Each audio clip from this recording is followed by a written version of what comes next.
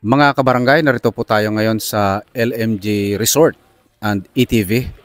At kasalukuyan narito tayo ngayon sa LMG Zipline na kung saan ay may inaantay tayo na bomba. Ayan na, ayan na, ayan na.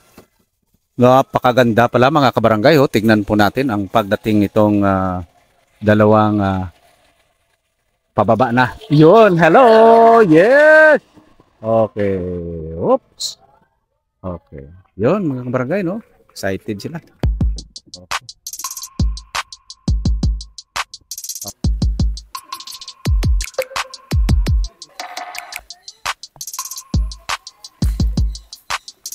Mga kabarangay, narito po tayo ngayon sa mini zoo ng LMG Resort and ATV na kung saan mga kabarangay ang ating itatampok ay ang Philippine Eagle. Ang Philippine Eagle mga kabarangay, ang scientific name nito ay Phi-Cophaga Jeffrey at ang kilala din sa katawagan na monkey eating eagle or Great Philippine Eagle. Ang ganda ng kulay, no, mga kabarangay. At na kikita natin ngayon ay hindi ko alam kung mag-asawa siguro ito. No, mga kabarangay. Critically endangered species na ito mga kabarangay, no? At the same time endemic to the forest in the Philippines. Meaning, dito lang talaga ito mga kabarangay sa sa Pilipinas. At iilan na lang sila ang ating Philippine Eagle. Mayroon siyang brown at puting balahibo mga kabarangay at sa ulo daw may konting balbon, no? At minsan siguro lumilitaw yan pag pinapalitaw niya, mga kabarangay. At may haba ito na 2.32 hanggang 3.35 feet, no? At tumitimbang ng 4.04 hanggang 8.0 kilogram. Meaning mga kabarangay ay mabigat, no? At ito ay kasalukuyan makikita natin, no, di gaanong kalakihan itong Philippine Eagle na ating nakikita. At ang Philippine Eagle ay kinukonsiderang pinakamalaking agila. Yan. Sa buong mundo, base sa kanyang haba at lapad ng pakpak, no, mga kabarangay. At ito ay tinaguri ang the National Bird of the Philippines. At dati ata ang ating Philippine bird mga kabarangay ay Maya, no?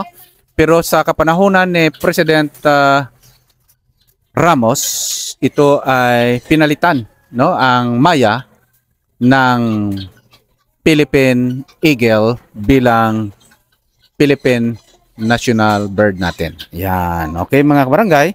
At ito ay napakaganda na kung saan ay makikita natin dito sa LMJ Resort and ATV sa kanilang mini zoo.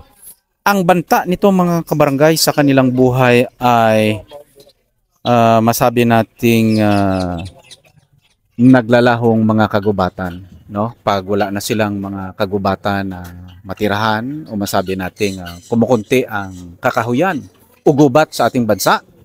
Yan ang isang banta na magiging panganib sa ating Philippine Eagle.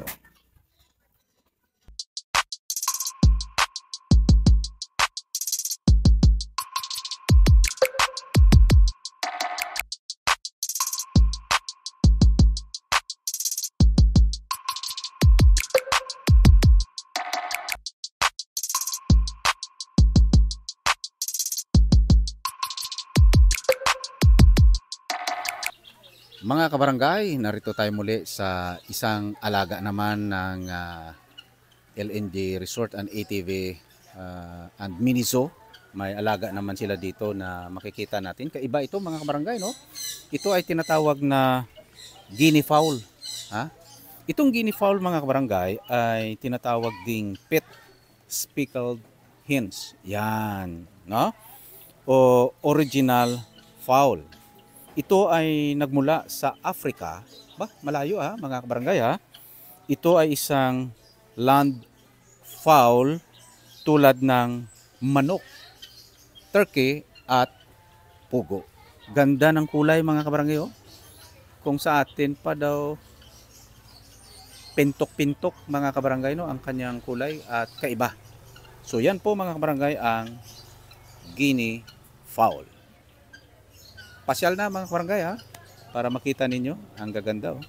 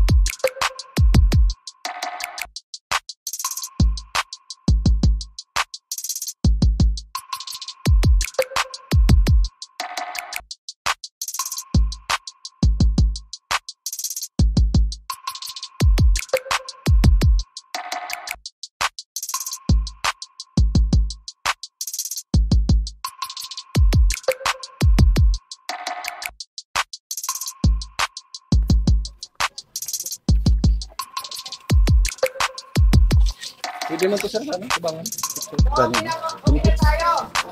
Okay. For example, umaandar po yung ATV tapos namatay. Huwag na po natin galawin yung susi sa right side. Pipindot na siya, okay? So, yung trabaho natin sa ATV, brake left side, gas, and then starter. Yan yung trabaho natin. Okay? Mga kabarangay, kitang-kita nyo na napakaraming excited, no, na mag-ikot sa area ng ATV. Enjoy sila mga kabarangay, no, dito sa LMJ Resort and ATV. Of course, ang mini zoo mga kabarangay.